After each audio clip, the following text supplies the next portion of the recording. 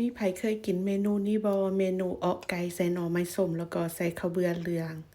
ใส่ผักชีหอมๆแบบนี้เนาะมื้อนี้ก็เลยเอาสูตรวิธีเฮ็ดมาแบ่งปันให้หมดทุกคนเด้อหน่อไม้ส้มที่ข้อยจะใส่เป็นหน่อไม้ส้มกระป๋องแบบนี้เนาะข้อยจะเอาไปต้มเพื่อ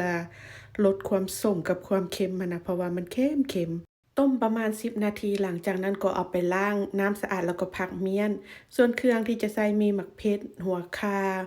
กระเทียมใบขี้หูดหัวสิงไคแล้วก็หอมแดงเนาะให้นำทุกอย่างนี้มาตำเลยเด้อ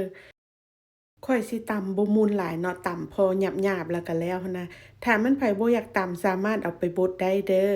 ส่วนความเผ็ดของอ้อไก่หั้นก็แล้วแต่เนาะไผมักเผ็ดน้อยเผ็ดหลายส่ำใดก็ใส่มักเผ็ดตามใจมักเลยเด้อขั้นตอนต่อมาก็ให้ตั้งหม้อใส่น้ำมันพืชลงไปหลังจากนั้นก็นำเครื่องที่ตำก่อนหน้านี้ลงไปผัดให้มันมีกลิ่นหอมเนาะ หรือว่าถ้าแม่นไผบ่อยากใส่น้ำมันพืชหั้นก็สามารถใส่น้ำแทนได้เด้อ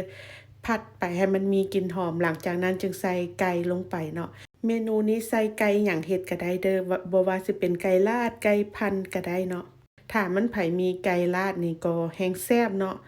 เฮ็ดออกแบบบ้านๆนี่ใส่ไก่ลาดนี่มันแฮงแซ่บหลังจากนั้นก็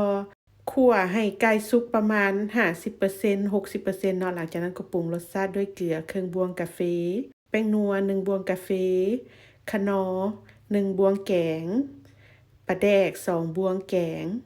หลังจากนั้นก็คนให้ทุกอย่างเข้ากันดีเนาะคนให้เครื่องปรุงนี้มันซึมเข้าทั่วซีนไก่เนาะหลังจากนั้นจึงใส่น้ำลงไปประมาณบ่ต้องใส่หลายเนาะใส่ประมาณท่วมตอนไก่แล้วก็พอหลังจากนั้นก็ท่าจนหม้อฟดแล้วก็ใส่หน่อไม้ส้มลงไป หลังจากนั้นก็ใส่จองหรือว่าใส่ไม้พายก็ได้เนาะคนๆให้หน่อไม้ส้มจมลงไปเนาะหลังจากนั้นก็ใส่ข้าวเบื่อเหลืองลงไปประมาณ2บวงแกงหลายคนอาจจะสงสัยว่าข้าวเบื่อเหลืองแม่นหยังข้าวเบื่อเหลืองแม่นข้าวสารที่เอาไปคั่วจนให้มันเหลืองเนาะแล้วก็เอามาตำใส่หรือว่าสิใส่เป็นข้าวเบื่อหรือว่าข้าวคั่วแทนก็ได้เด้อแล้วแต่คนมักเนาะ หลังจากนั้นถ้าให้ข้าวเบื่อสุกแล้วก็ใส่หอมบัวผักชีผักอีตูลงไปเนาะหลังจากนั้นก็คนทุกอย่างให้เข้ากันแล้วก็ปิดไฟได้เลยเมนูนี้บ่ได้กินโดนตั้งแต่มาอยู่อเมริกานี่บ่ได้กินเลยเนาะเป็นเวลา3-4ปีแล้วที่บ่ได้กินเมนูนี้รอเอาสูตรวิธีเฮ็ดนี้ไปเฮ็ดกินเบิ่งเด้อแซ่บบ่แซ่บเป็นจั่งใดก็คอมเมนต์มาบอกกันแหน่ ถ้ามันไผมักวิดีโอก็อย่าลืมกดไลค์กดแชร์เป็นกำลังใจให้แม่ครัวหน่อยเด้อพอมีกำลังใจให้เฮ็ดคลิปวิดีโอใหม่ๆออกมาเนาะ